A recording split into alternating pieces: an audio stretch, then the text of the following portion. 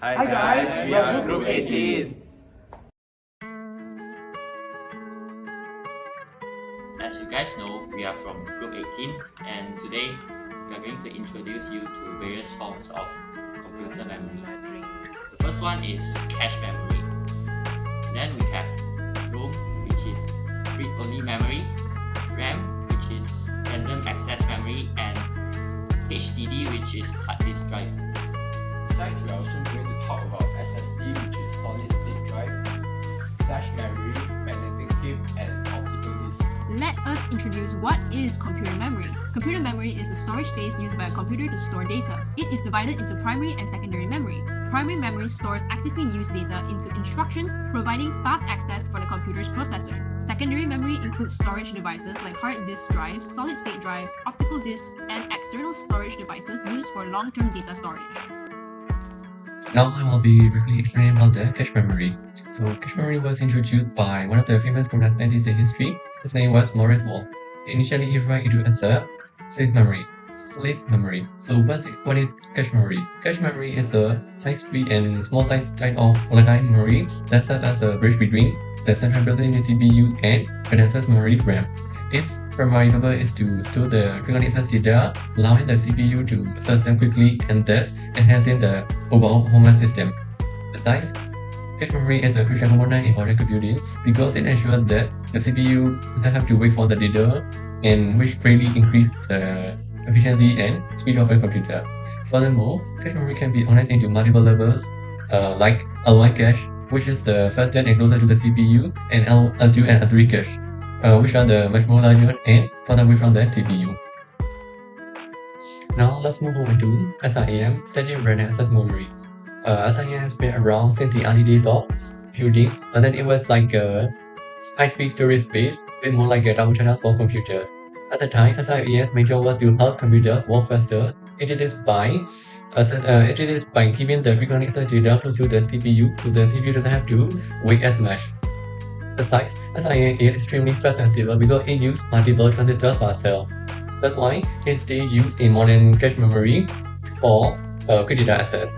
The fun part about SRAM is it is the reason why your computer can perform tests at lightning speed, even though it is more expensive and more power hungry compared to other types of memory. Let's move on to DDR, divided array, synchronous dynamic RAM.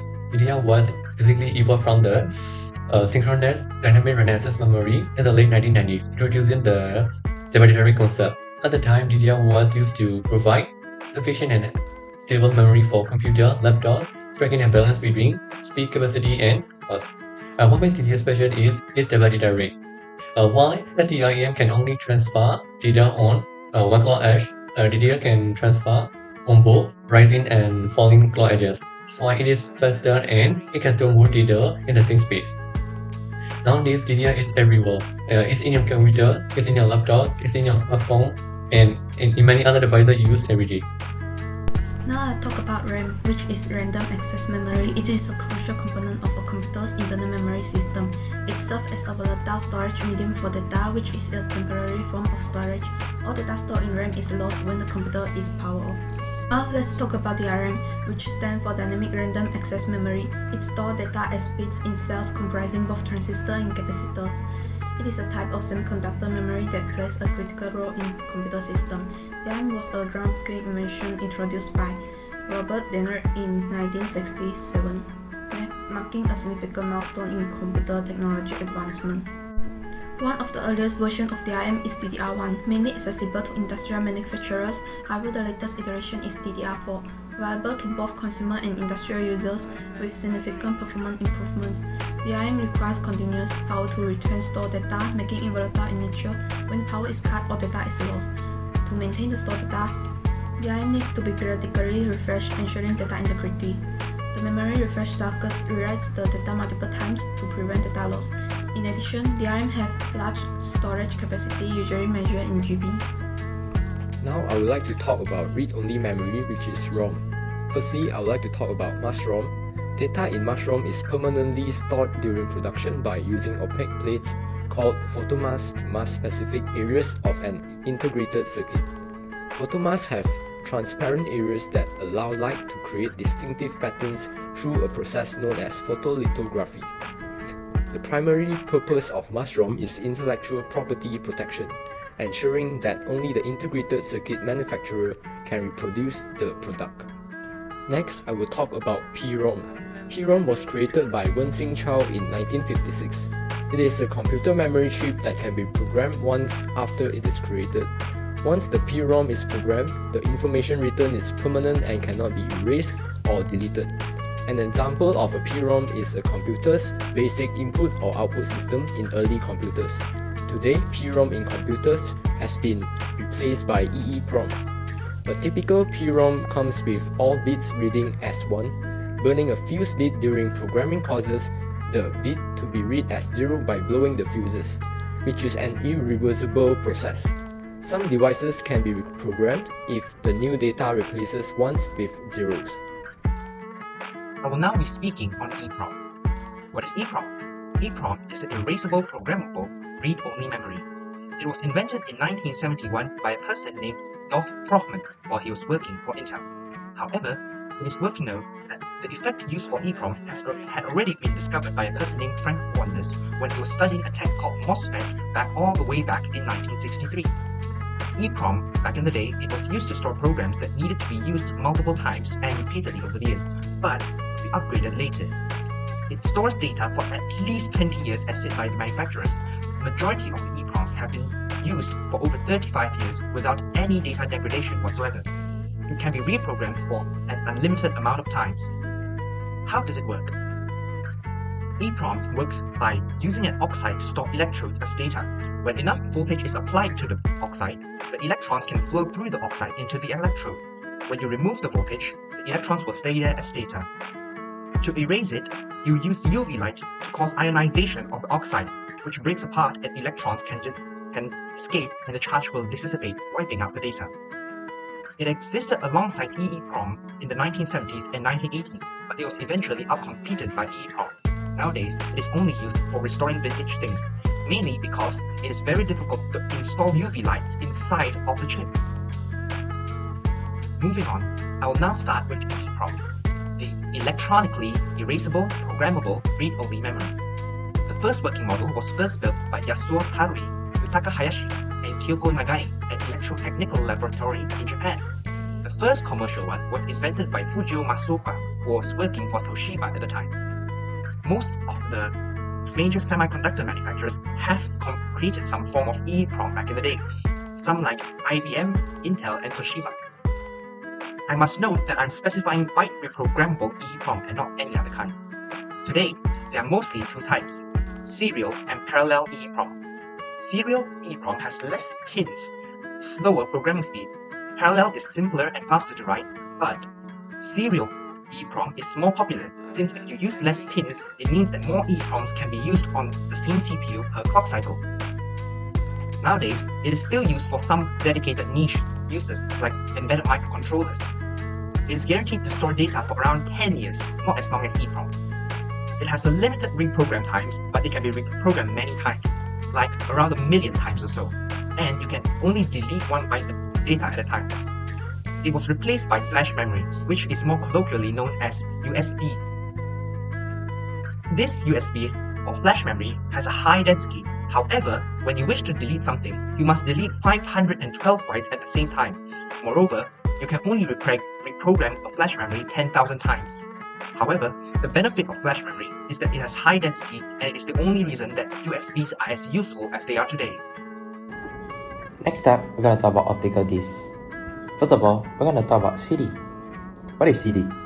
CD is used to record or to store audio, video, and animal data. It is also a primary way to transfer file and install software. CD is a device where there is only 700 MB, which is also equivalent to 80 minutes of audio. It is invented by James Russell in Germany at 1981. It has a rainbow sign on its back. And most importantly, it's the cheapest one of all optical discs. The first ever CD album that was released was done by Sony, and the CD was about Billy Joel 52nd Street. Next up, we have DVD. DVD has the same size as CD. However, DVD store much more space compared to CD, which is around 4.7 GB, which is also equivalent to maybe at least 1 hour of video. The first released DVD was Toshiba SD3000, which was in November 1996. It stored much more space by refocusing laser onto a second layer through the semi-transparent first layer.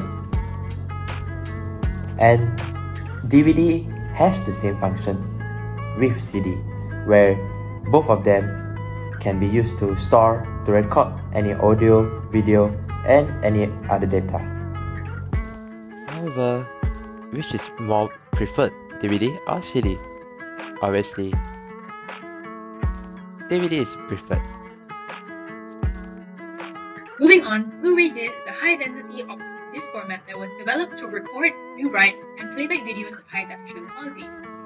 The industry standard of a Blu-ray disc is dual layer, and it has a capacity of 1 GB. Blu-ray disc was developed by the Blu-ray Association, or known as BDA, in 2005, and it represents the third generation of CD technology, as it succeeds over DVD. With that said, it can store far more data than its predecessors, and that is over 5 times the capacity of a DVD and over 70 times the capacity of CD and VCD. Being true to its name, the disc uses blue-violet laser to read and write data, rather than the conventional red light laser that's being used in its predecessors, as blue-violet laser has a shorter wavelength. The shorter wavelength allows data that is being encoded in bits that form the spiral track on the disc to be more tightly wound, subsequently allowing the disc to hold more information. I would like to give a brief history on Blu-ray discs. Between the year 2006 to 2008, the disc was caught in a format war with HD DVD.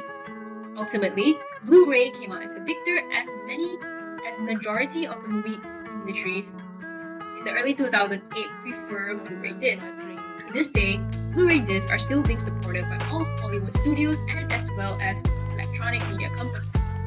Currently, Blu-ray technology continues to evolve as new variations such as 3D Blu-ray, 4K Ultra HD Blu-ray, and even 8K Ultra HD Blu-ray have been released over the years. A fun fact about Blu-ray discs is that many people hold the misconception that Blu-ray discs are spelled as B-L-U-E, ray disc, due to the two having similar pronunciation.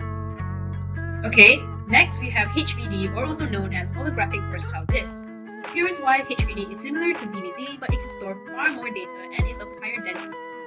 HVD uses the concept of holographic memory, which uses lasers to store and read data in 3 dimensions within a crystal substrate.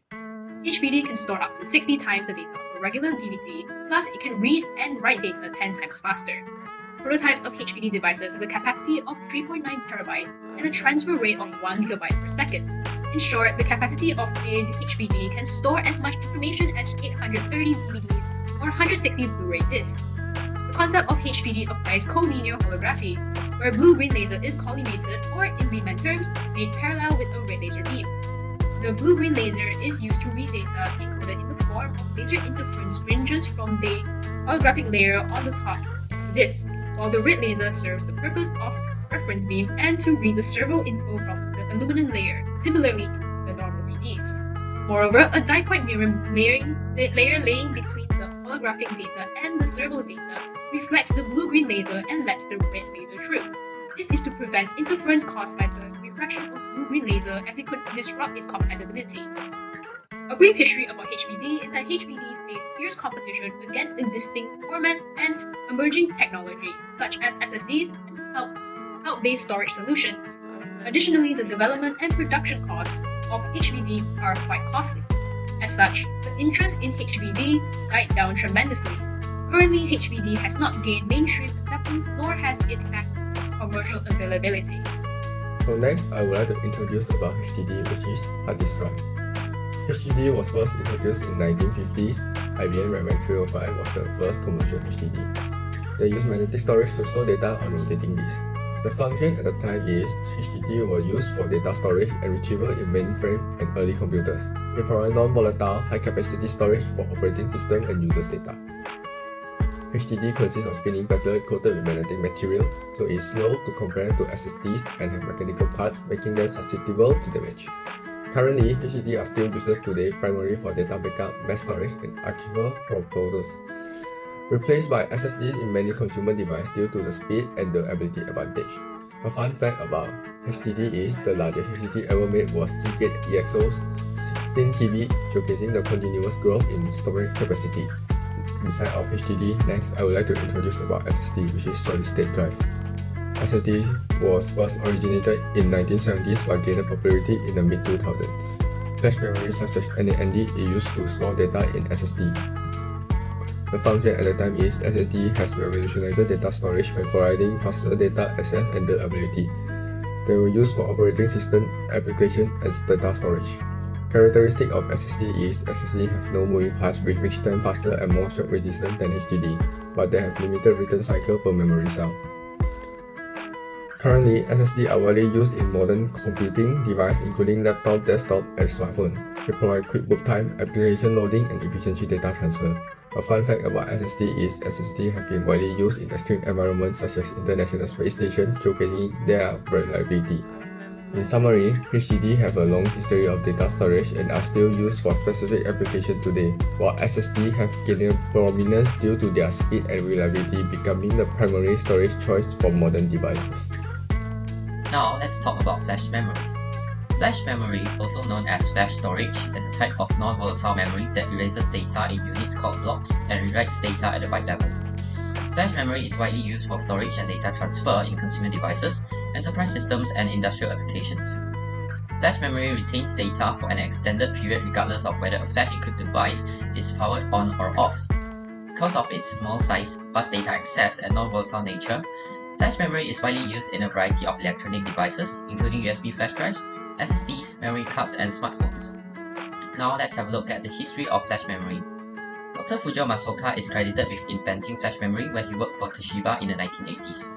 Masaoka's colleague, Shoji Arizumi, reportedly coined the term flash because the process of erasing all the data from a semiconductor chip reminded him of the flash of a camera. Flash memory actually evolved from EEPROM to EEPROM. It is technically a variant of EEPROM, but the industry reserves the term EEPROM for byte-level erasable memory and applies the term flash memory to larger block-level erasable memory. Fun fact, flash is the least expensive form of semiconductor memory. Next, I will talk about the magnetic tape. Magnetic tape is a data storage technology that uses magnetic tape to store digital information. It is a sequential access storage medium where data is written and read sequentially from the tape. This means that to find a specific piece of data, the tape reader has to start at the beginning of the tape and continue fast forwarding until it gets to the piece of data that is needed. Magnetic tape storage is known for its high capacity and cost effectiveness, making it suitable for long-term archival and backup purposes. It is commonly used in data centers and archives, although it has been largely supplanted by more modern storage technologies like hard drives and solid-state drives for primary storage needs. Moving into the history of magnetic tape. So, the magnetic tape storage, dating back to its invention in the 1920s by Fritz Blumer, saw significant use during World War II and the commercialization in the 1950s with systems like UNIVAC-1. It became a staple in the mainframe era for data backup and archiving. While facing competition from hard disk drives in the 2000s, magnetic tape storage has persisted as a cost-effective solution for long-term data retention, archiving, and backup purposes in modern data centers and various industries. Fun fact, large companies have robot storage libraries that consist of shelf upon shelf of magnetic tapes under the control of a robotic arm. If an archive tape is needed, the robot fetches it from the store and places it in a tape reader. The robot also handles the data recording as well.